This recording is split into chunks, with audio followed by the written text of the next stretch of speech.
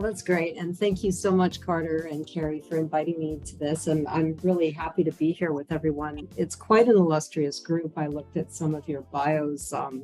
Karina sent me a list of who is going to be here today. And Laura, I got to tell you, your about made me sing it. That's the first time that has ever happened to me with someone on LinkedIn, which was great. Good fun.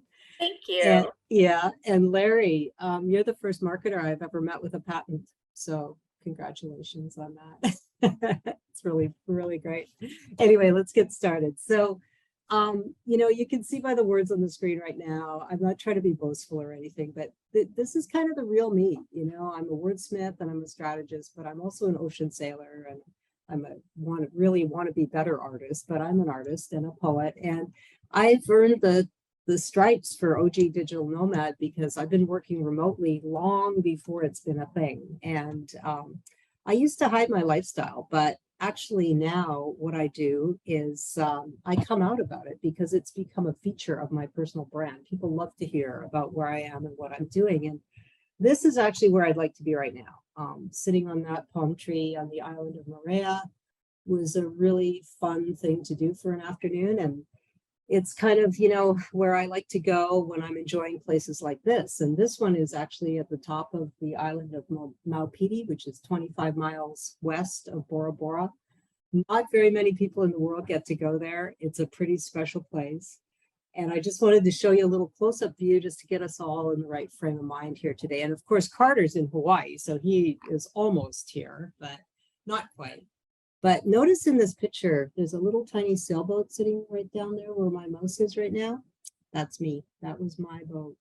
And I hiked up this mountain, took this picture, and this little spit of land here at the end of the entrance to this reef, to this lagoon. The reef entrance is a real tricky one. And at the end of this little motu is a spit of sand that has these 5 palm trees on it, which are the 5 palms of Maupiti, which led me to paint this watercolor. So this is how I get my joy in life. I just wanted to share a little bit of that with you. I'm not just a messaging person. So, there's a lot more to it as there is to everyone. But before you start to hate me too much, this is where I am now. This is my boat currently in a dusty, hot, and dirty boatyard in the Sonora Desert. We've been out of the water for 3 months. We're like the big proverbial fish out of water, getting the hull refitted and refinished. So we're 2/3 of the way there. We get back in the water in December and I will be happy again. Right now I'm sitting on dry land, which is not my favorite place to be. But anyway, we're here today to talk about messaging. So messaging is not always a topic that's fun or even effective, which is how Carter and Carrie described it in the note that you thought was worth joining. So I would really like to have some spirited conversation today about this and how we can improve how messaging works on both the fun and the effective side. So I'm going to share a few things, as Carrie mentioned, but I have developed a framework over the years that I feel works pretty good, but I'd love to have it be a discussion where we can talk about what's working for you guys and what you've seen. But I think you would agree that at its root, corporate messaging really needs to talk about what you do and who you do it for and why they should care. Those are the 3, in my mind, most important components. And that should be in clear and concise language that anyone can understand. But so many times, I'm sure you can have a million examples as well, but how many times have you read a boilerplate or looked at a website and just said, okay, I can read this, but what does it mean? What do you do? What do you actually do? And who do you do it for? And it's just amazing to me how many times that happens. But that behind the scenes there, some marketers work their heart out to put those words on paper, and they've probably been through a million committees, but so often it just fails to do the job. And it's just a really sad thing. It makes me almost cry when I look at some of these sites. But over the past couple of years, I think every business, no matter if we're in the startup world or in giant corporations, we've had to shift our approach to business. To say things have changed is probably a very egregious understatement. We've had this wild ride on the Corona coaster, and now as we go from kind of state of emergency to fact of life with COVID, we've got to kind of revisit things. And I think it's time that a lot of us took a look at our messaging and made sure that we are current with what today's times demand. And so I think it's time to ask ourselves, is it time for a refresh? I would suggest and challenge that there are a whole new set of challenges. We need to make connections in much more meaningful ways. We need to win the hearts and minds of our target audience, and we've likely had to shift. I don't know how many times people have told me they've pivoted. We've all turned into ballerinas. We're out there pivoting away, trying to find our new directions in our companies. And if you've had to shift your business model, then some of the things that might have been unique differentiators for you in 2019 just aren't relevant right now. Your customers and your consumers and your employees, everybody has changed. They want to know that you get it. They want to see evidence that you have this awareness and a genuine commitment to whatever you're trying to do to make a difference in their lives. So I think the way that you describe your company and what you do is really fundamental to meeting these challenges head on. And yet many companies that I'm looking at these days, I don't know how you feel about it, but I think a lot of people are still talking like it's 2019. And I would suggest that this is a moment in time when every company should take a look at their foundational messaging and make sure it's still current.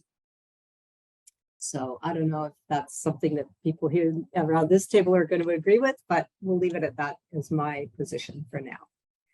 So you already know I'm a sailor. And one of the things that we talk about in racing, especially, is that you have to make it a habit to keep your eye on what's going on around you. If you're too focused on what's going on inside your own boat, you can get trapped by what we call the head in the boat syndrome. So, everybody's looking around and making sure all the lines are straight and everything, but they're not looking up to see, oh my God, we're heading straight for that freighter and it's not moving and we are, let's get out of the way. But it's the same in business as it is in sailing. You've got competition, you've got to know what they're doing, what's coming at you, what's on, is there a squall in the horizon? Are you headed for the proverbial rocks? So when it comes to messaging, maybe it's been a while since you took a hard look at where you are and how you're talking about your company or your service. And of course, in the case of some of us here in the room, we don't have, we're service providers, but these are conversations that you should be having with your clients right now. But it's often also a tough topic. It's hard to get people to buy into the idea that it's time to revisit this. Maybe our positioning is off. Maybe our messaging needs to be revised. Maybe we need to be saying different things. So I've developed a little audit that I'm happy to share with you. I have it as a download that I can send out to this group after the call is over. But I call it the 5 simple rules of messaging. And there are 5 questions. And it's a really simple and effective internal reality check. And I love it because it's also a way to get these marketing skeptical executives on board with the need for a messaging refresh. And I often use this first question, what does my company do, as pre-work for my workshops. So I give it as homework. And I tell them that when they come to the first workshop, they have to have asked 3 people, clients, colleagues, investors, partners. They can ask their mom. I don't care who they ask, but they've got to ask 3 people, what does my company do? What does X company do? And write down those answers and bring them with them. So it's really fun because if I have 10 people in the room and they've all asked 3 people, I get 30 different answers. And it just really shines a light on the fact that we're not aligned. We're not saying the same, you don't have to use exactly the same words, but you have to be saying the same thing. So that's just a really interesting test that you might want to try at home. It's kind of fun. And then the rest of the questions are really just asking them, does their messaging do what it's supposed to do, to tell people what you do and who you do it for and why they should care. So if you can answer yes to all of these questions, well, you don't have a problem. But if you can't, then you probably need to think about it a little bit. So if you've got everybody to agree, yep, it's time, we want to take a look at our messaging, we want to do a messaging project, you've probably also been in the shoes of either participating in these exercises or maybe running them yourselves. And you know that there's there's a pretty high degree of failure.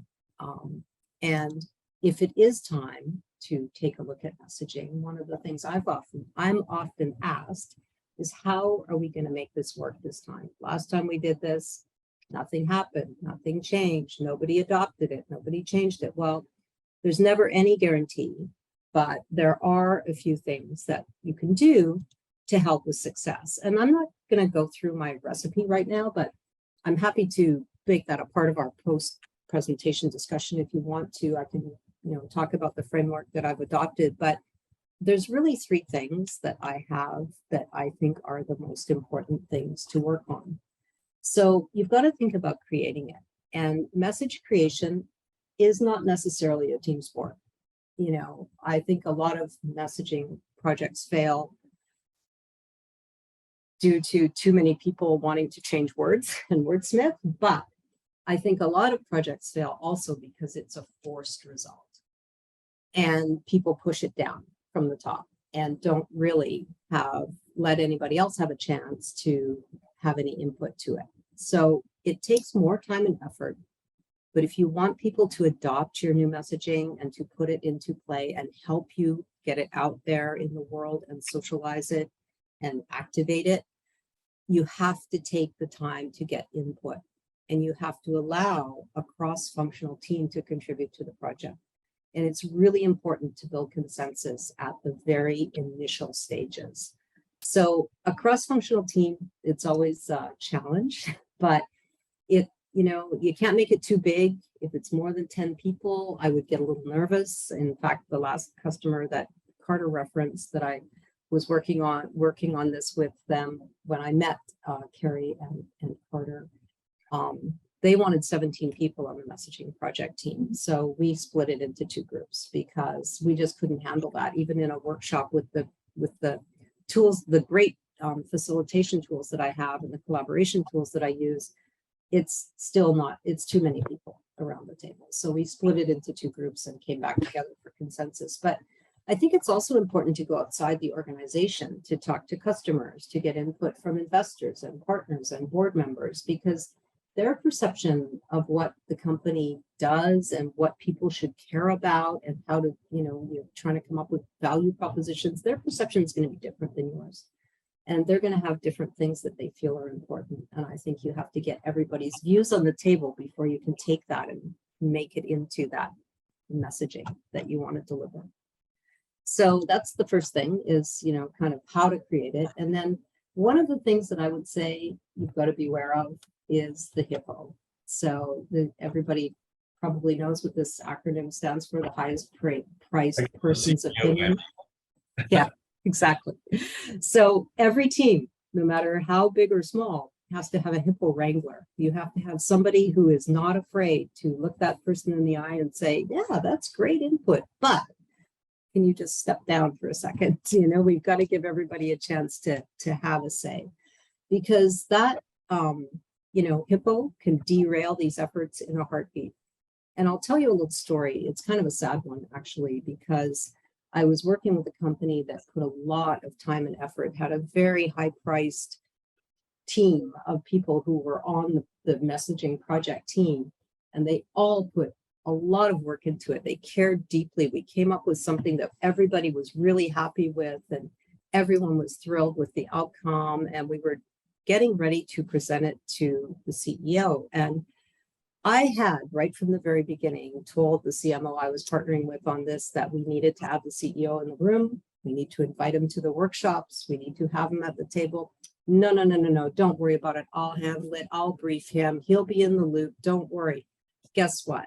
We did our presentation to the CEO, and he just threw up over everything. It was it. We were done. It was it. It never, ever got off the ground. So that's a really, it's a big warning that I learned. And I will never go into a situation like that again. I should have said, no, we're not doing it without him, because I kind of knew already what the outcome was going to be. I'm sure other people have those kind of stories as well. Not a happy one. So the next part of what you need in a messaging exercise, of course, is the tools. And there's a myriad of them out there. There's, hundreds of methods from keeping everything in a spreadsheet to using Slack channels and all of that stuff. But I have found a really, really cool platform lately that I've been using now in all of my workshops. And it's from a company called Howspace. They're in Finland. They're a collaboration tool. And, we don't have time today to go through all of this for a full-blown view of it, but I use it as a collaborative platform. I put all my information in there, all of the questions we're going to ask, all of the discussions we're going to have. It has chat. It has the ability to work live, remote, or hybrid. You can have everybody in the same room.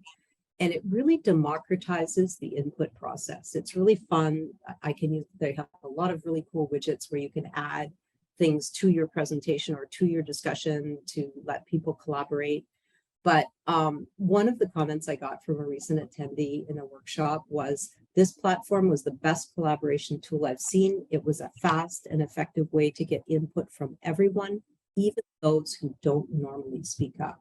And in the tech world, we're often dealing with people on the product development side or the engineering side who really aren't as talkative as us in marketing are. And they're sometimes shy to put their opinions out. But if you can give them a chat window and let everybody put in their answers simultaneously, number one, you can move through things very fast. And then you can show words in a word cloud. It has AI built into it that you can pull out sentiments. And it really helps to surface people's feelings and to get them really engaged in contributing words, I think, so much more effectively than someone scribing on a whiteboard while everybody's yelling things out at them or using Post-it notes. It's a really great way to capture everything, and it keeps everything in one place. So that's one of the tools that I'm a big fan of right now. And then, of course, there's the launch. And the launch is probably one of the things that often I find from a corporate perspective gets overlooked, and the importance of it can't be emphasized enough. To operationalize across channels and to get your messaging into an active mode and to get it out there, it has to be everywhere. So you have to have a plan. How is it going to get updated through our internal comms? How are we going to get it on the website? What are we going to do with the press? Are we going to have presentation decks? Do we have sales enablement looked after? Is there webinars, campaigns, blah, blah, blah, all the social channels? So there needs to be some clear ownership, and there needs to be control so that we minimize the changes, and we need to have time to gauge the success and certainly time to manifest it across the company. So the launch piece is something that really can't be overlooked as well.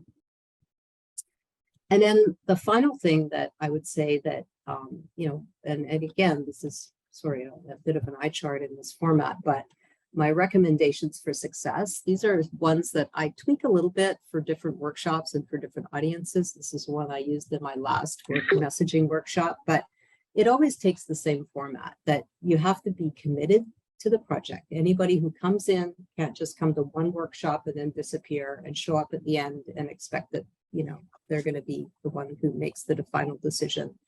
But it is a kind of less about what I think, and we reach shared conclusions that get buy-in from the entire group.